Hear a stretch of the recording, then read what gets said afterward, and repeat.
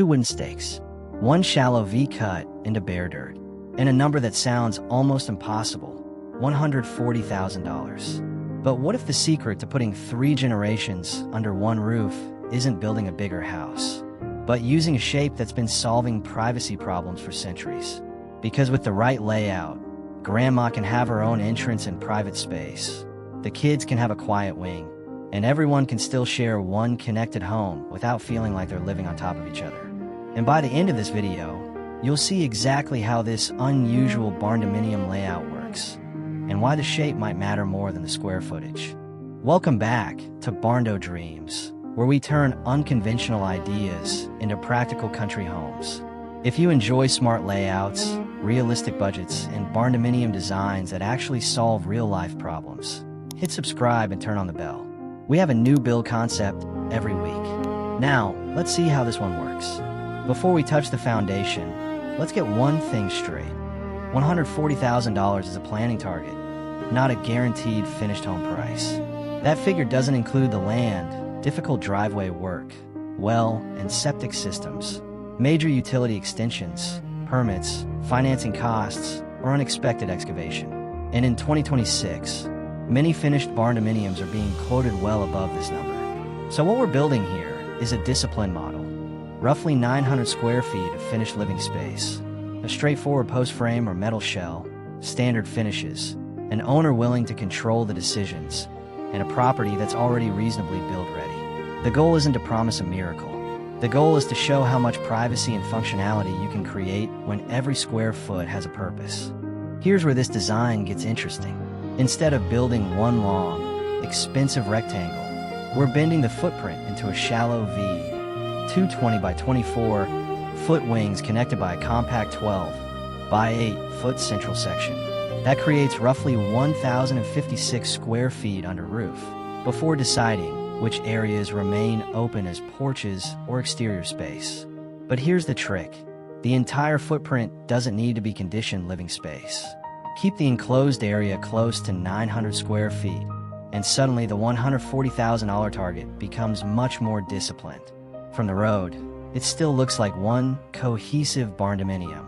Matching roof lines, one consistent metal finish, simple gables, and a modest covered entrance. But walk closer and you discover something completely different. The V quietly divides one house into separate private zones. The center becomes the shared heart of the home, kitchen, dining, and common living space, while the 2 wings move the private rooms away from each other. One side can serve as the main family's 2-bedroom living area. The other can become a private suite with its own bedroom, accessible bathroom, sitting area, and even a small beverage station for grandparents, an adult child, or a caregiver. And here's the rule that makes the entire concept work. Nobody should have to walk through someone else's private space just to reach the shared kitchen. That one design decision can turn a crowded multi-generational house into something that feels much closer to 2 private homes connected under one roof. Walk through the front door and you'll notice something immediately. There isn't a long hallway eating up valuable square footage. You step directly into the connector, where a 14 by 16 foot living and dining room becomes the shared heart of the entire layout. The kitchen sits to one side, using a simple straight line design and sharing its plumbing wall with the suite bathroom on the opposite side. The pantry, stacked laundry, and mechanical closet all stay within the same compact zone. And this is where one of the biggest savings is hiding. Shorter plumbing, electrical, and duct runs mean less material, less labor, and fewer opportunities for expensive complications. Instead of scattering bathrooms and utilities throughout the house, the plan concentrates them where they can work hardest. Turn left into the family wing and you'll find 2 compact 10 by 11 bedrooms sharing a bathroom. Turn right through a sound-insulated door and the experience changes completely. You're entering the private suite. Give that suite its own exterior door opening directly onto the courtyard. But here's the part where you can save serious money without sacrificing independence. Don't automatically build a second full kitchen. A beverage station with a sink, under-counter refrigerator, microwave, and storage can provide much of the independence without the extra wiring, cabinetry, plumbing, and inspection requirements of a full kitchen. If you're considering an accessory dwelling arrangement, verify local zoning, occupancy, parking, fire separation, and utility requirements before designing around that assumption. And the suite should be designed for more than today. Use a no-step entrance, lever handles, easy-to-reach switches, a curbless shower, and wall blocking for future grab bars. Because the smartest multi-generational design isn't simply about putting more people under one roof. It's about making sure everyone can still feel like they have their own home. Now we get to the part where this design either makes sense or falls apart. Start with $18,000 for plans, engineering, permits, survey allowances, and contingency. Then $26,000 goes toward a simple slab and foundation, assuming ordinary soil conditions. The shell takes another $35,000, posts or steel framing, trusses, roofing, wall panels, exterior doors, and a restrained window package. Inside, allocate $31,000 for rough plumbing, electrical, HVAC, insulation, and interior wall finishes. Then there's $22,000 for the things that make the structure actually feel like a home. Basic cabinets, bathroom fixtures, flooring, paint, lighting, and appliances. That brings the working total to $132,000. And here's the number you don't want to spend just because it's sitting there. The remaining $8,000. That's not upgrade money. That's your protection against price increases, unexpected site conditions, and the little surprises that almost every real construction project eventually produces. The $140,000 target doesn't work because everything magically costs less. It works because the design gives every dollar a job. Before we move on, here's the question I want you to answer. Does a $140,000 target like this actually feel realistic where you live? Construction costs can change dramatically from one region to another. A slab that costs $26,000 in one county could be 40% higher somewhere else. And labor rates can completely change the equation. Drop your city or region in the comments. And let's see how far this budget would actually stretch in different parts of the country. Now let's look at the exterior decisions that keep this unusual V-shaped design from becoming an expensive architectural experiment. The V layout is interesting enough on its own. The mistake would be making the exterior complicated just because the shape is different. Keep one simple roofline over each wing. Use standard length panels wherever possible. Align the windows with the structural framing bays instead of forcing the framing to chase unusual openings. And resist the temptation to turn the courtyard into a wall of expensive glass. A straightforward 412 gable roof is easier to frame, flash, and maintain than a complicated collection of valleys and dramatic roof transitions. Put the largest windows where they can actually earn their keep, facing the sheltered courtyard. On the exposed sides, use smaller, strategically positioned openings for privacy, daylight, and heat control. And if you're deciding where to spend the exterior budget, there's one priority that should beat decorative upgrades every time. Overhangs, gutters, and drainage. Because beautiful timber trusses won't save a house from poorly managed water. The goal isn't to make the V-shape look expensive. It's to make it look intentional. Once the shell is dried in, don't rush to cover everything with finished walls. This is where the invisible part of the house becomes critical. Metal roofs and walls need a complete insulation, vapor control, and ventilation strategy that's appropriate for the local climate and engineered for the specific assembly. Not copied from another build. Not guessed from a social media video. Engineered. Seal every seam, penetration, window, and exterior door carefully. Combine proper air sealing with the correct insulation strategy, and the result isn't just a more efficient building.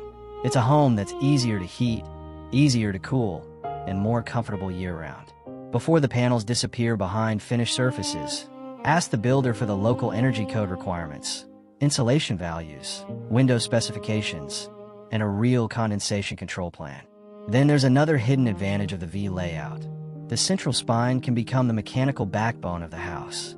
A compact duct system, or carefully zoned ductless units, can serve both wings without putting a noisy air handler directly beside someone's bedroom. Place the electrical panel, water heater, and service shutoff somewhere technicians can reach them without walking through a private room. And then deal with the issue most floor plans barely acknowledge. Sound. Use solid core doors and acoustic insulation where the private suite meets the shared living area. Seal penetrations carefully. Because privacy isn't just seeing a separate front door. It's being able to close that door and actually feel separated.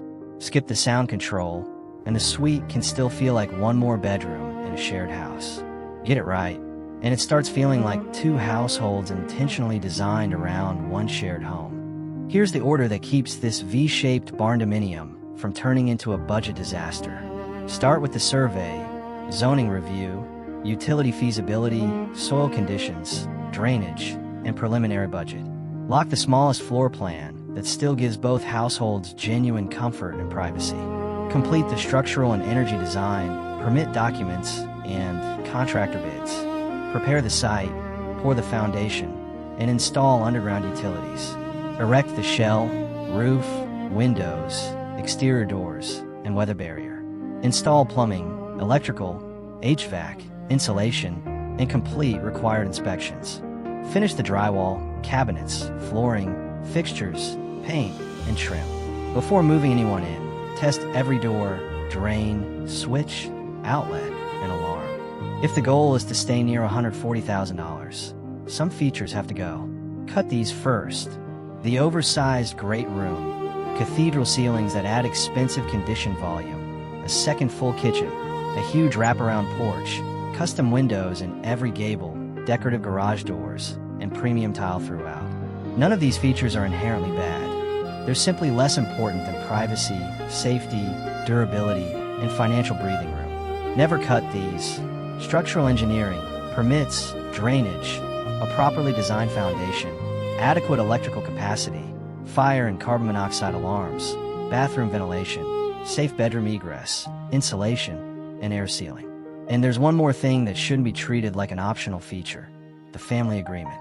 Before construction begins, decide who uses which entrance, how meals are handled, when each side gets quiet time, who pays which utilities, and how the layout will adapt if someone's needs change.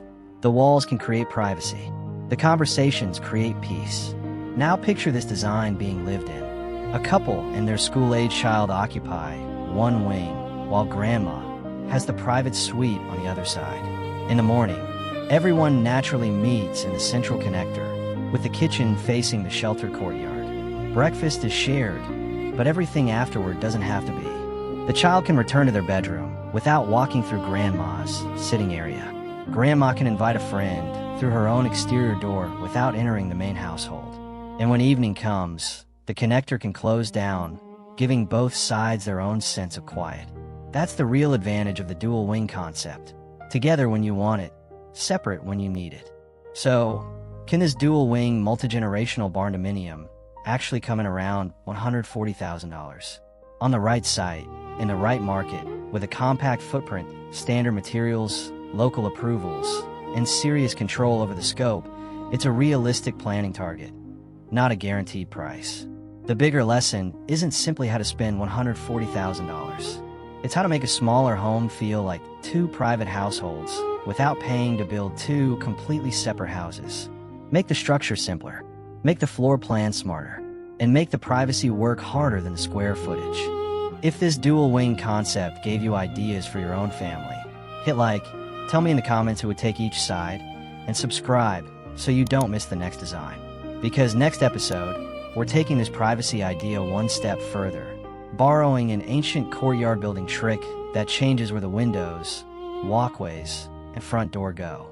And the result might completely change how you think about multi-generational barndominiums. I'll see you there.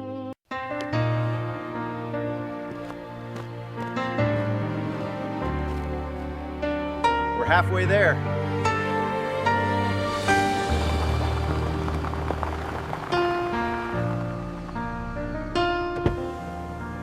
That place must have cost at least $400,000.